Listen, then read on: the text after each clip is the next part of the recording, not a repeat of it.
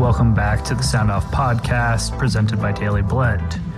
In this episode, we connect with Graham and Fisk, founder and CEO and CFO of Mancan Wine.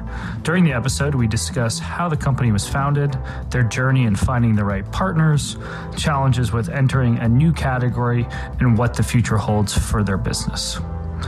As a heads up, this episode was recorded on an iPhone due to the fact that the AA batteries failed 5 minutes into the episode. While the audio might have not been optimal, I highly recommend tuning in to learn how two guys from Cleveland not only started a wine company, but decided to put it in a can. As always, you can get this episode and all other previous episodes on such platforms as Apple Podcasts, Spotify, Stitcher Radio, Overcast, Mixcloud, and many more. Don't forget to check us out at daileyblend.com and Graham and Fisk out at mancanwine.com. So with that said, enjoy the episode. All right, so let's just start from the top. What did you guys just give me an overview of kind of both of your backgrounds and what made you guys, how did you guys get connected first and foremost? And then we can kind of flow into the brand. Yeah, so Fisk and I have been childhood pals for over 25 years. We met at camp in grade school on the shores of Lake Erie, and then went to high school together and did a summer in D.C. in college together, and then we're out in Colorado post-college. So, we've always been pals, and when I was covered in construction dust one night, I went to a bar in the neighborhood after hanging drywall, and I was wondering why there were all these craft beers in cans, and I was craving wine. And so I pulled out my iPhone and I Googled wine in a can and canned wine. And really the only thing that popped up was a little 187 milliliter can of champagne. So that's not what I'm talking about. I wanted a 12-ounce can. And the brand Mancan popped into my head, and I bought mancanwine.com that night. And Fisk at the time was in Denver at business school, and I called him the next day, and I said, what do you think about putting awesome wine in a can, Mancan? And Fisk is like, I'll fill my fridge with it in a heartbeat. But where I was coming at it from a marketing, storytelling, consumer goods standpoint, Fisk was just finishing up his MBA, and so I was able to look at, all right, how do we actually make a business that is scalable? And that was the spring of 2014. And we spent, the next year and a half creating the brand, finding a winemaker who shared our philosophy, really getting blends that had universal drinkability, and getting a supply chain that could keep up with the demand. So we launched in the fall of 2015, going store to store, bar to bar in San Francisco.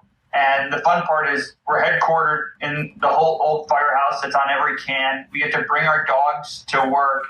And for two guys that have been pals for over 25 years, we get to drink on the job. So it's pretty good. So that's a pretty spectacular setup. So basically in one night, you figured out just your marketing and just happened to be available and it just sort of flowed. That's not what I was expecting. Most people have to debate back and forth, but I like it. That's cool. We discussed it. So the idea and the URL was purchased. We'll start there. The URL and the brand was definitely discussed internally, but we loved the fact that it had a rhyme to it. There was a resonance to it. And when we did a number of these market research groups, you call them focus groups, we found that people really loved the name Mancan. It was something that was memorable, and when you're trying to produce a consumer good that has longevity, you want that resonance. Yeah, no, the name definitely rings off or rolls off your tongue. I was talking to a few folks about the brand, and I was just saying like Mancan, and they're like, oh, that just kind of resonates. I kind of think about that, especially if I've had maybe one or two. Yeah, you never forget it. Yeah, and that's certainly for a developing brand a real strong asset that we have. It's we created a great brand that once you hear it once, you never forget it, and it really put a flag in the category. Nice. So I got to ask. So you got a wine company out of Cleveland. Most people wouldn't maybe naturally associate those two things. I'm not saying anything. I'm just saying they don't typically think of Cleveland with wine. What made you guys want to fly your flag there? we both grew up in Cleveland. We love Cleveland. Yeah, we love Cleveland. The idea was conceived of in Cleveland, but we crush all of our grapes out in California, in wine country. And so, although we're headquartered in this old firehouse, that you really can't find a building like this in a lot of cities that a startup can really take over and use as their headquarters. So you've got the character of the place, and we've got our roots here. So we're Cleveland guys that love to have a Cleveland company. But there's also the saying that you can live in Cleveland but work in the world. And we really espouse to that mantra. Yeah, I think it actually took probably 3 or 4 months to really bring it back home. So when we went out to California, that was probably really a 6-month duration where we started selling door to door in the Bay Area to create proof of concept, to create our story, and then find distribution back home and bring the product back home and be able to relocate the company to Cleveland. Gotcha. And so what was our production facility is still out in California.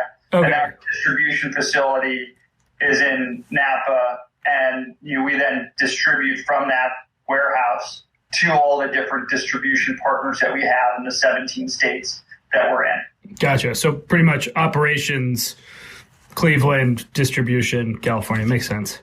Product. Yeah. So what made you, so I noticed you sort of took an approach of not trying to get sort of super particular on the name of your like individual wine, but just sort of saying, this is our white wine, this is our sparkling white wine. Like, was that a conscious decision, or were you just like, this makes sense to us?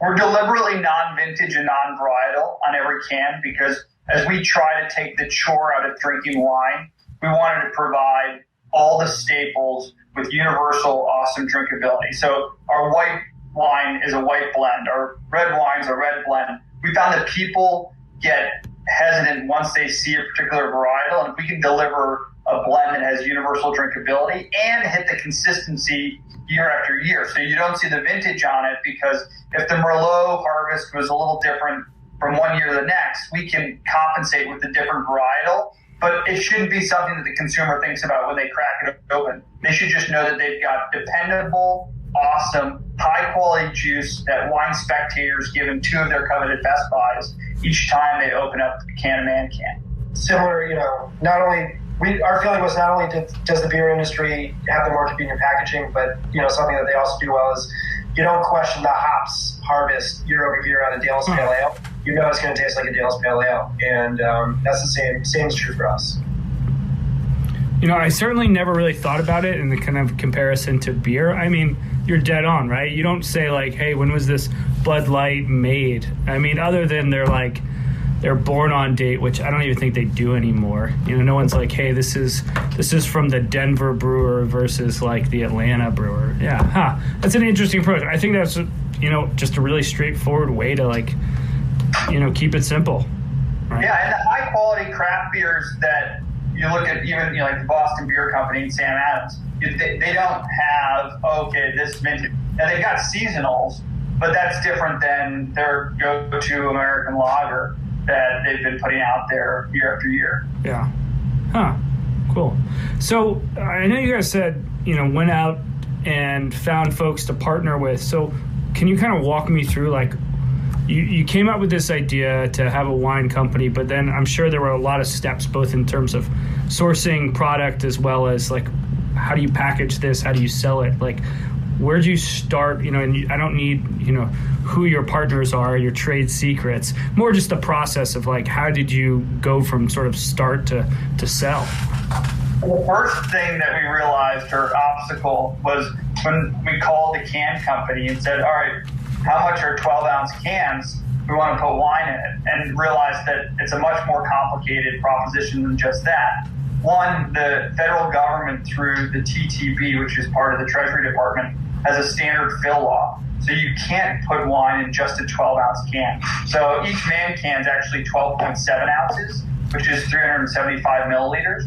And then also each can specially lined with a lining that prevents any contact with the metal. And because of the high acidity of wine, this is a particular type of can coating. So you both lock in that flavor profile, and you don't have that metallic taste that a lot of people fear when they say, oh, you're putting wine in a can.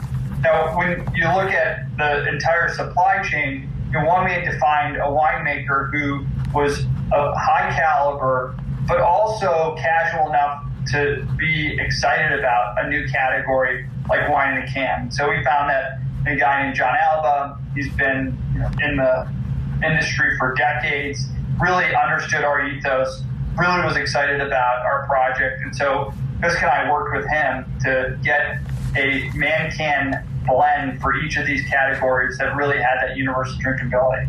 And then Fisk can talk a little bit about his food and beverage background, but for somebody who's been on the buying end, you're really trying to figure out, all right, how are we going to be able to get this product out there? Yeah, I think we started with saying, where's the price elasticity expected to be? And can we build a scalable value chain to meet that? And for us, that was really finding our product on the shelves and over-delivering in quality at that $4.99 price point, under $5 for each can of wine. And so as we started to fill in the different partners, really working with a model that we knew we could grow, that we had security within, and that could deliver the quality of the product. And you're right, it took everything from the boxes, our case designs, which are unique in themselves. They have cutouts so you can see the cans, to the cans themselves, which the original run were shrink wrapped, and now they're printed on. And, for better or worse, they're imported, but soon are going to be produced domestically. That took about 14 months, I think, to really say we've got this, we're confident in it, and let's start signing these deals and hit the go button. There's also things like the CRV that you realize you don't need for wine. So that's something else that you realize after you get into market, and you realize that wine isn't regulated in that regard. Although we felt that we were regulated in so many other regards, where we're actually submitting our fingerprints in order to get the necessary permit for us to start a wine company. So it really does run the gamut. But I think our core belief and core mission of putting awesome wine in a can and taking that chore out of drinking wine is something that we can always fall back on. And when we've got a decision or we've got an obstacle that we've got to leap over, we want to make sure that those decisions are informed with that mission of how are we putting awesome wine in a can? How are we taking that chore out of drinking wine? And if we can make sure that we're checking those two boxes, that helps us get to the go button.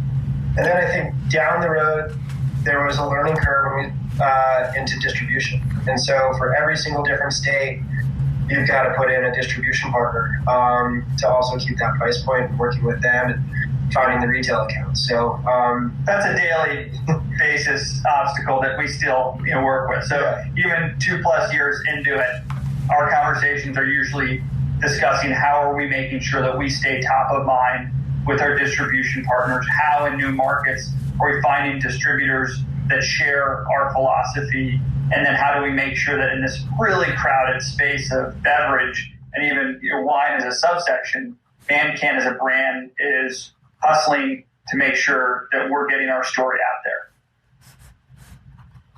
Do you guys find you're spending more time talking with distributors or more time talking with the end users or the liquor stores maybe to kind of entice?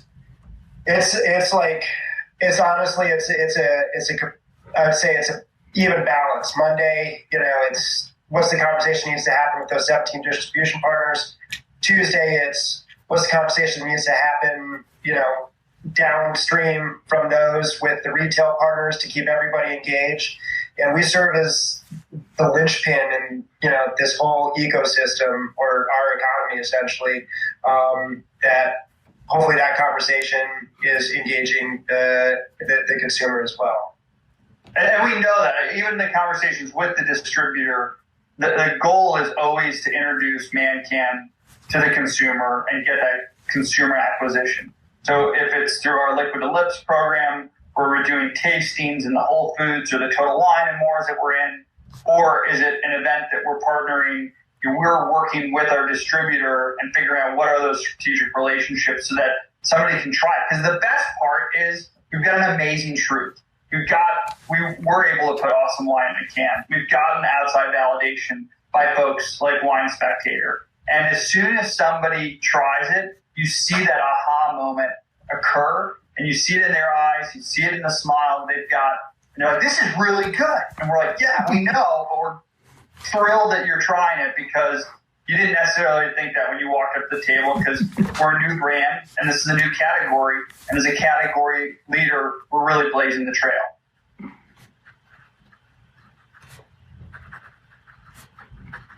Sorry, I take notes. No worries.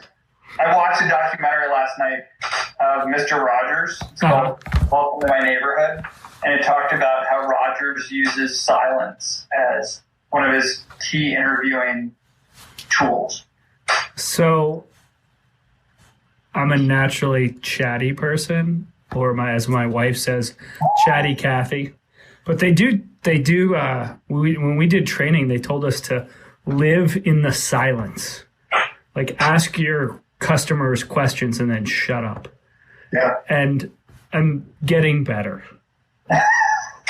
It's a practice. It's a practice. Sir, I am better when I'm engaging with a customer. I can sort of stop and ask and shut up. And I do get frustrated when I have peers that maybe will be doing a discussion of, like, let's take your brand for an example of let's pretend you guys were just starting from nothing, right? And you're asking exploratory conversations, and then someone interrupts you in the middle of your point. You're like, they were just about to give the gold. Like, it took a while for those ideas to bubble up, and you just interrupted it. You just ruined it. It usually starts with, you know what you should do?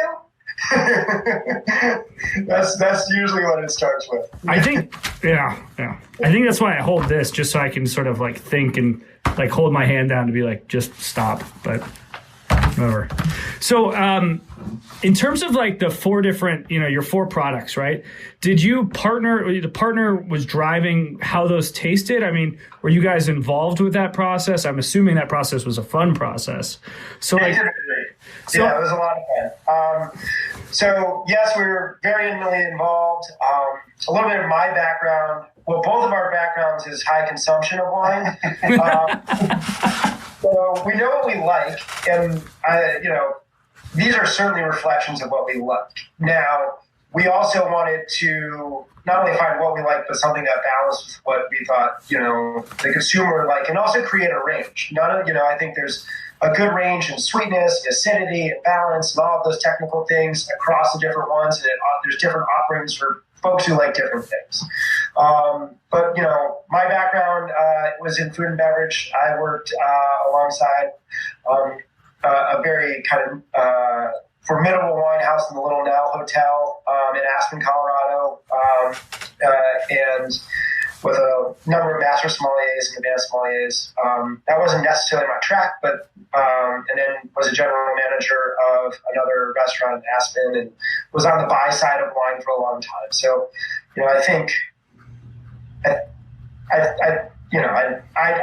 developed, a palate that I hope translates well to the consumer market, and along with Graham as well. So that's where we were coming from in designing this. Was trying to be academic about it, but at the end of the day, it was, let's make sure we have a product that we like and we'll enjoy, because no matter what, we're going to be drinking a lot of it.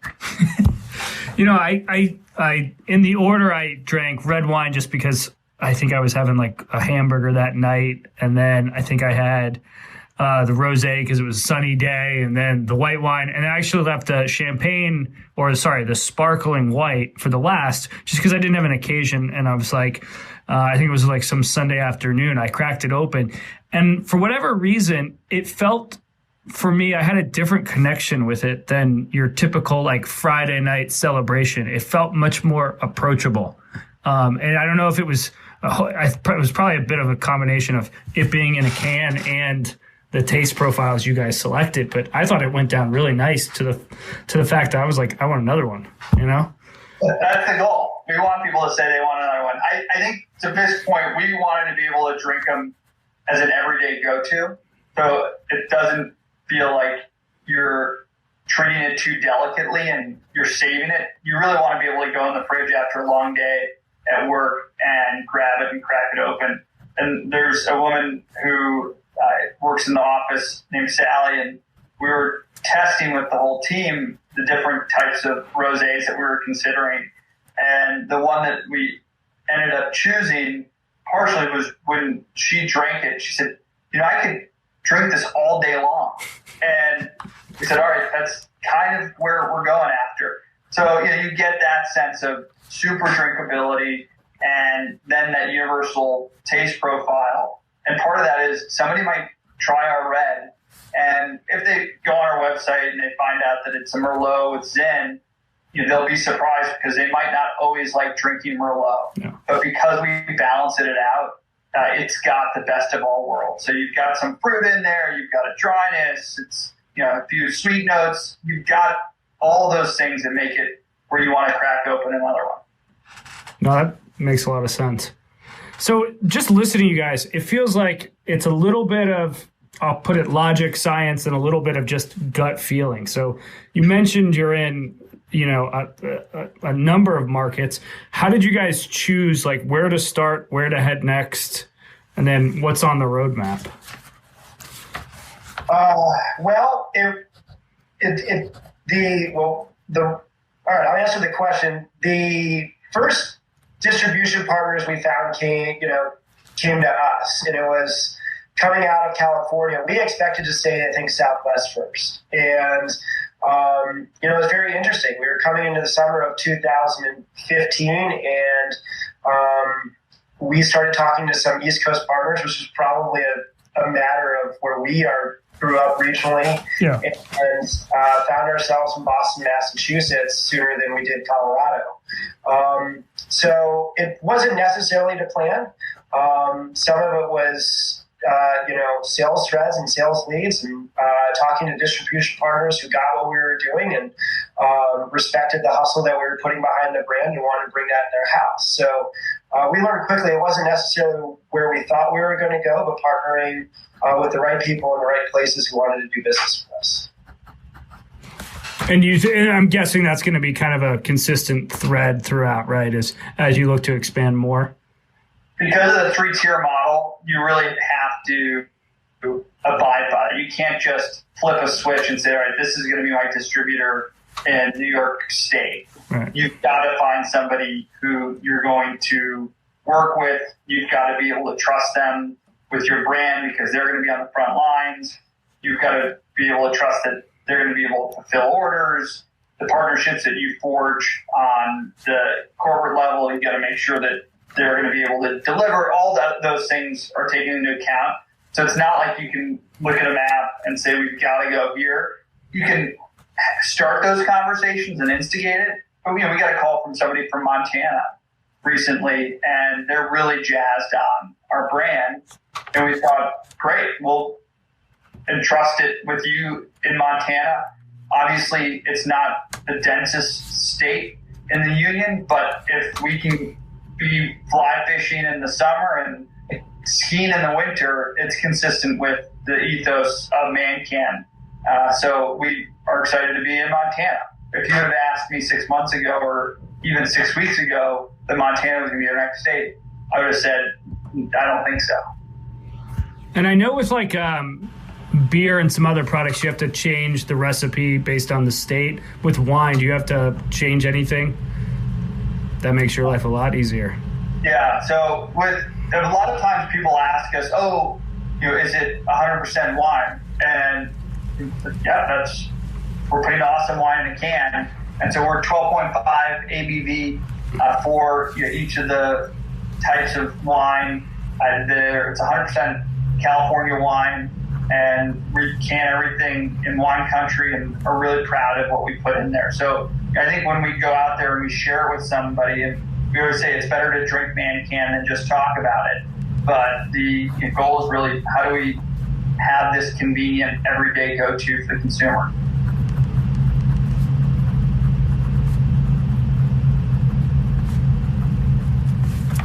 No, that makes sort of total sense to me. So what was it like? So you developed your own product, but you also kind of were a leader in developing your own class. I mean, was that just, you've got end consumer, you've got liquor store, distributor model, and now you've got to educate people on, this new class. Like, what are some of the challenges around that you guys have seen or had to jump over? I think you just hit the first challenge, is the number of people we had to sell on this new class to get one can sold. You have to sell the distributor, you have to sell the retailer, and then you have to sell the consumer to get it there. Yeah. And so it's not necessarily putting something on a website and getting a direct-to-consumer model. It's very different in the beer, wine, and liquor space. And that was certainly challenging. And still is. Yeah. The best part, and this is where I think we're in a really good position for continued business growth, is you'll talk to somebody like I did last week, and you'll say, oh, I've got a wine in a can company called Mancan. They look at you, what? You're putting wine in a can? So you still, even though we've been around for 2 years and the space and the class has gotten a little bit more crowded, it's still to consumer a real aha moment that you can put wine in a can. And I think that is a huge part of the opportunity that we see as we continue to grow. And have you guys started to see sort of, I'll call them synergies, and that's the most overused word, but events or companies where it naturally feels like part of your ethos to partner with them? Have you guys explored that or seen anything? Yeah, so we are really partnering with everybody from Westward, which is a big music festival out in Denver, where you've got A-list acts come in for a day long of really awesome music in the streets of Denver. So you get the urbanity and you get the millennial audience, to the fact that we're launching rosé in Florida with a unique partnership with the Susan Komen Foundation, where some of the proceeds of the sales of rosé will go to cancer research. So we really have all ends of the spectrum covered, and it's partially because when we see the opportunity to be able to introduce our brand to a audience, be it geographically or demographically, we look at those different partnerships as crucial so that we can lean on a event like Westward that's been around, or an organization like Susan Komen that does amazing stuff on a daily basis, and if we can support that, wonderful. And then we talk to our friends who are out there, be it Steve Schulman, who's the host of MTV's Catfish, to Casey Neistat, who is a prolific YouTuber and creator. So those are folks that we work with, both by getting our story out there, but also in terms of helping us as we continue to grow the business.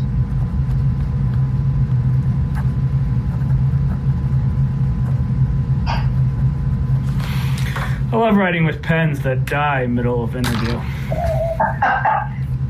Better than explode on your hand. That's true.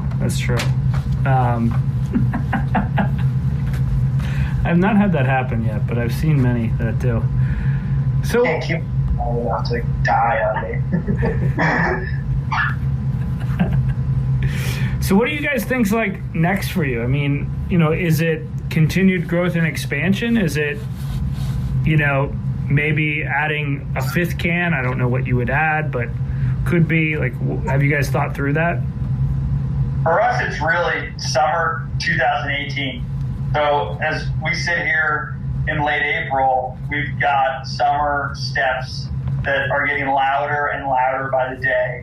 And it's how do we make sure that Mancan is the wine in a can for summer 2018. And so that's really something we're continuing to push.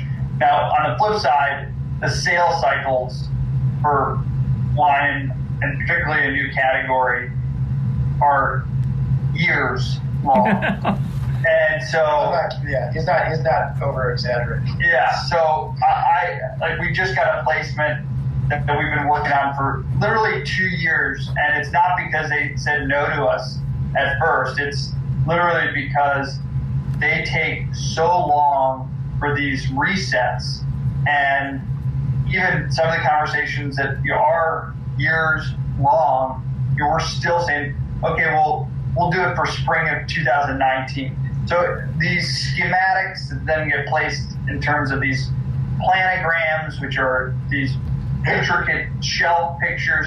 It makes sense when you think of some of these retailers that have hundreds of locations, but you also think, wow, that is a long runway to take off. So we're both working on the immediate, how do we win summer, but then also having these conversations that's more the long game. Yeah, we'll be, as soon as summer's over, we're going to be working spring 2019. We're like literally the conversations that we had with somebody today was based on spring of 2019. I'm truly shocked by the lead times, just because I've seen brands, maybe not in the wine space, but certainly in the beer space, that have blown up overnight, and it's like I figured the market was more reactionary than that. I didn't think there was that much. And it's also market dependent. Like if you are looking at a more independent driven market, you can do that. But there's a lot of states out there where you've got a lot of these large retailers who dominate, and they are beholden to biannual redesigns, and that's how they function, and that's what you have to live and kind of sell within. You talked about winning the summer. I certainly think of myself as a wine drinker, but have you guys, as you've gone down this journey, are you shocked or surprised by any sort of demo or subculture where you're like, wow, we really had a lot of market penetration we weren't thinking we were going to have? Nothing that's particularly surprising. It's validation more than it is surprising. I think there's certain accounts that will be surprising. And then when you dig deeper into it, it validates some of those theories. So there's a music venue outside of Detroit. All of a sudden we see a big depletion on the report. But then we look at it and we realize, well, yeah, this is a place that wouldn't have had wine. Yeah. They put it so that visually you can see the fact that they're selling cans of wine for $8. So a great on-premise price point. Live music. And it's live music. So like all those things are what we expected. It's just a great validation when you finally have a venue that's like that you didn't necessarily market specifically to, pop on the radar. And then on the flip, not necessarily flip side, but similarly, a movie theater that will just understand what we're doing, and they get it. And all of a sudden you see the fact that they're moving through a high number of cases on a monthly basis, and you're thinking, right, why doesn't the guy that runs this huge movie chain return my emails or phone calls? When we've got a proven burn-through rate at very comparable spots. So to certain points, are we surprised? I think we're more surprised by some of those folks that don't get it than we are about the places that we see a spike in consumption. Those make a lot of sense to us. It's the folks that are really hard to convince, even though you're showing them actual evidence of a comparable account that is crushing it. I would, I naturally think of you guys as going, distributor model to a liquor store, just because that's where my head kind of moves towards. But I got to imagine like the getting into like a movie theater is great, because you kind of have that jet wash effect where people go, they're going to get a movie, they're like, oh, what is this? I'll go try this can. And then they go home, look you up, and say, oh, where do I get this? How do I get more of this? Totally. It's a customer acquisition. Although at the movie theater, it's so much better because you're not dealing with one of those crappy plastic glasses that break if you sneeze too hard. If you for whatever reason, drop it, it doesn't break. When you drink it, you're actually doing it from an opening that's not spilling as you're walking from the concession stand to the theater. For so many reasons, it makes sense. It's just so surprising that you can't get through to somebody who will listen to you on that front. So, I mean, guys, where can people find your product? I mean, I'm going to link to in the post, the website and all the different social stuff. But are there any other places that you guys would want to highlight where folks can be on the lookout for it? So you can find us at every Total Wine and More throughout the U.S. You have a great chance if you go to your neighborhood Whole Foods to find us, and if you don't, you can ask it and they'll get it pretty quickly because we're turned on with multiple regions of Whole Foods. There's spots that are from your neighborhood corner store to the larger multi-unit chains that you can find us. So if you go to mancanwine.com, you can check locations and figure out where to find and buy Mancan. Cool. Awesome. Thank you both. Great. Thank you.